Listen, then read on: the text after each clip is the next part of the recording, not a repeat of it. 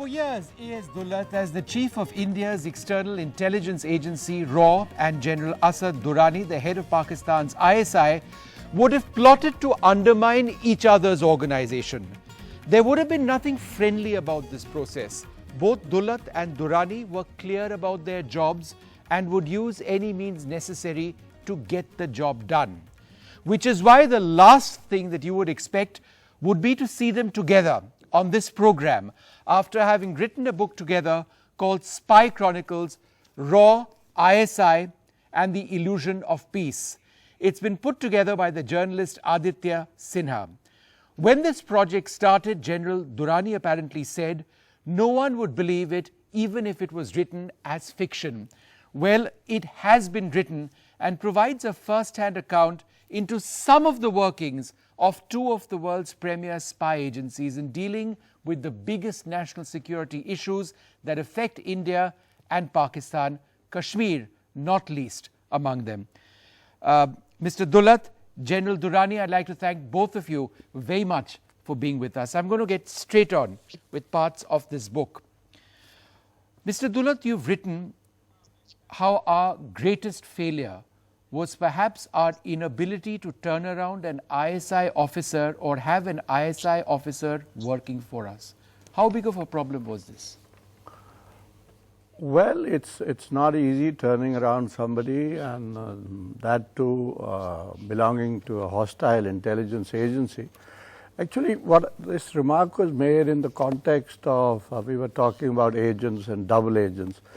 And what I said was that if you can't get a defector, that's the ultimate.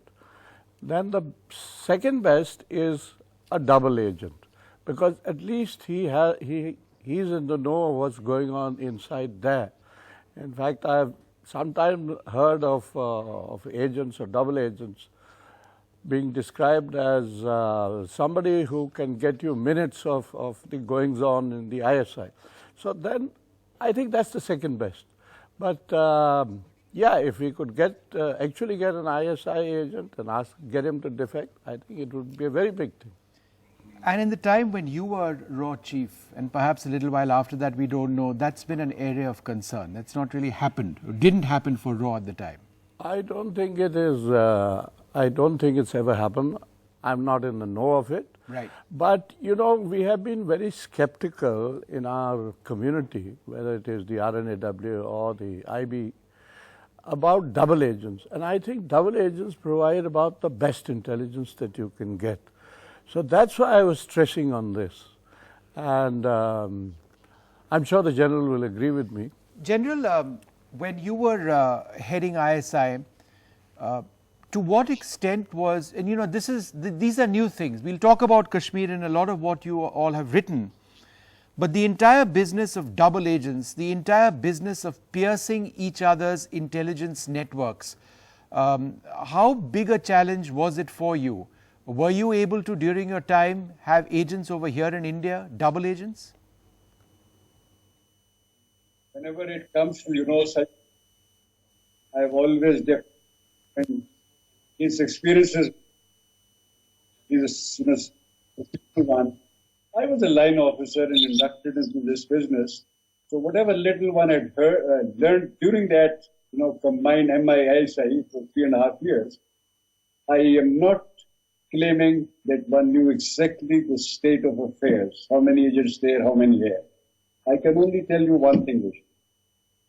We always held RAW in high regards. Professionally, it was at least as good as our organization, and it was doing its job. And if we did not know about each other as to how many agents and how many double agents there were, it just speaks of that, professionalism. A good agent is the one about which you do not know. And double agent, I think I would agree. I mean, that's a dicey business. I would rather, take whatever he would say and make my own assessment. For me, intelligence ultimately was not about the agents and the information.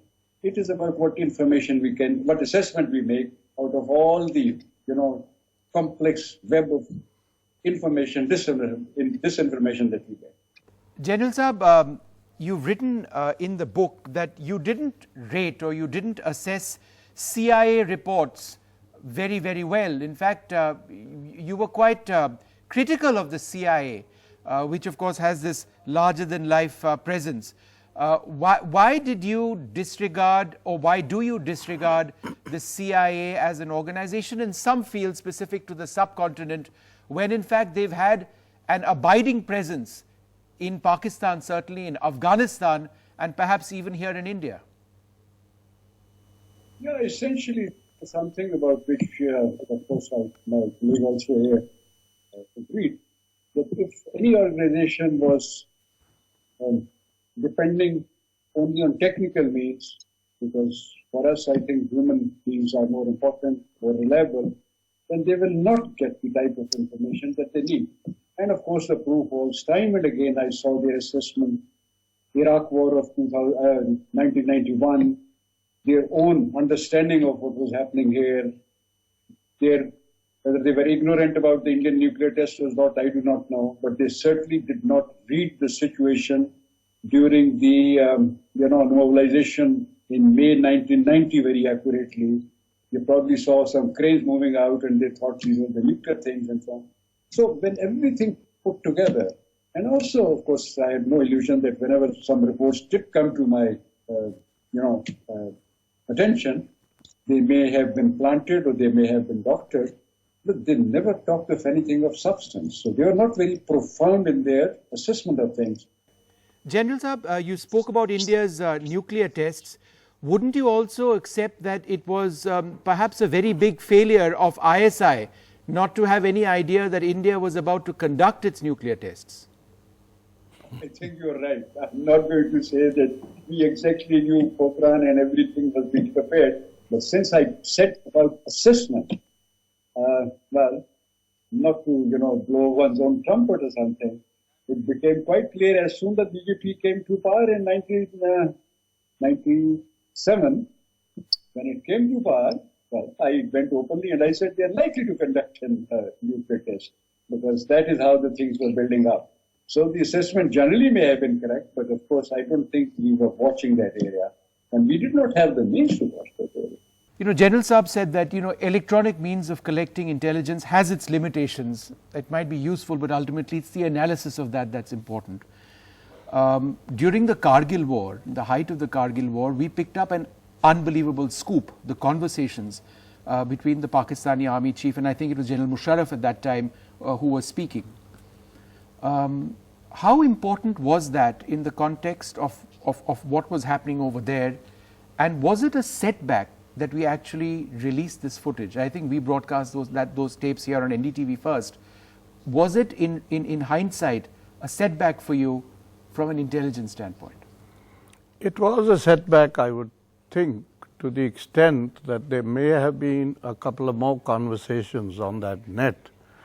And I still remember, because it was before I took over the RNAW, and I remember having a conversation with my predecessor, and I said, don't you think this is a mistake? That, because this channel will close here. And he said, well, it's too late. This is a political call, and the politicians have decided that it'll be made public. So, yeah, I thought that it should not have been done.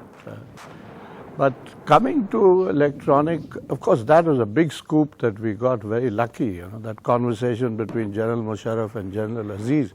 Interestingly, there is a comment or a question that Musharraf asked from Beijing, that I hope the politicians are all right, not too shaken up by what has happened. So this brings one to the other question that has often been raised, that did Prime Minister Nawaz Sharif know about what was happening? It seems that he knew about certain things, but he didn't have the whole picture. In fact, General Durrani, would you like to tell us a little bit about that? How much did Nawaz Sharif know about what Kargil was supposed to be? How much of the action had he actually cleared?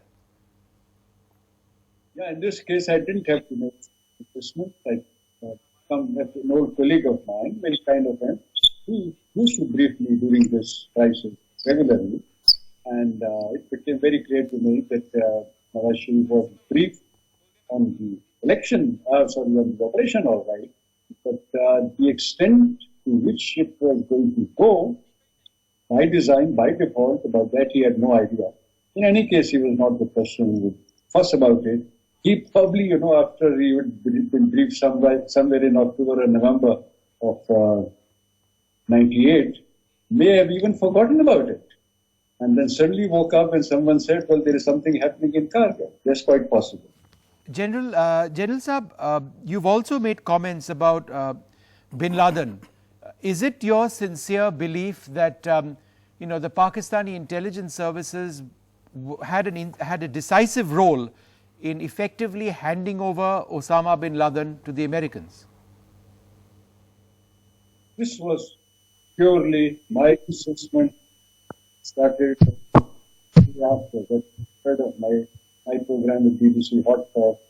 I said, I do not know what it seems quite likely that at one stage we knew he was, and we have exchanged him in this particular manner. And we were denying all knowledge, we were denying any ownership of this program because of the political fallout.